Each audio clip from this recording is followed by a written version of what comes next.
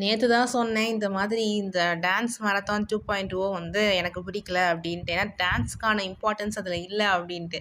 But நேத்து big பாஸ்ல பார்த்தோம்னா, அந்த டாஸ்க் எனக்கு ரொம்ப ரொம்ப பிடிச்சிருந்தது. விச் மீன்ஸ் அந்த பாட்டு கண்டுபிடிக்கிற வரைக்கும் பாவம் 1 ஹவர் ஆச்சு அந்த ஜிங்கிச்சான் பாட்டு கண்டுபிடிக்கிற வரைக்கும். ஆக்சுவலி அதில வந்து விக்கல்ஸ், விக்ரம் அண்ட் அரோரா வந்து எனக்கு தெரிஞ்சு நல்ல க்ளூ தான் குடுத்தாங்க. அந்த சுகர் பேபி ஸ்டெப்பு அது கண்டுபிடிச்சிருந்தாலே அவங்க சீக்கிரம் கண்டுபிடிச்சிருக்கலாம். அது அப்புறம் இந்த ஜிங்குச்சான் பண்ணது. ஸோ அப்பவே கண்டுபிடிச்சிருக்கலாம். பட் கண்டுபிடிக்கல.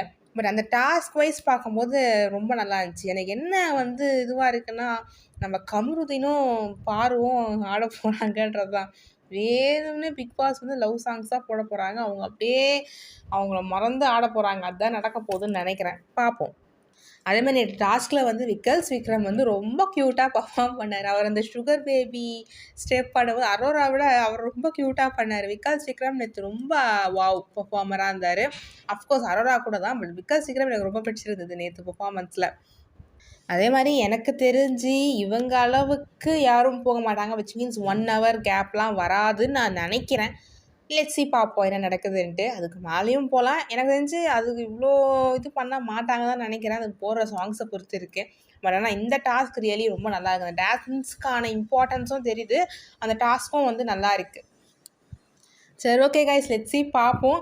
கமருதீன் பார்வதி டான்ஸ் பார்க்கணும்னு நினச்சாலே கொஞ்சம் பயமாக தான் இருக்குது. ஓகே கைஸ், பார்க்கலாம். உங்கள் கருத்துக்களை கமெண்ட் செக்ஷனில் ஷேர்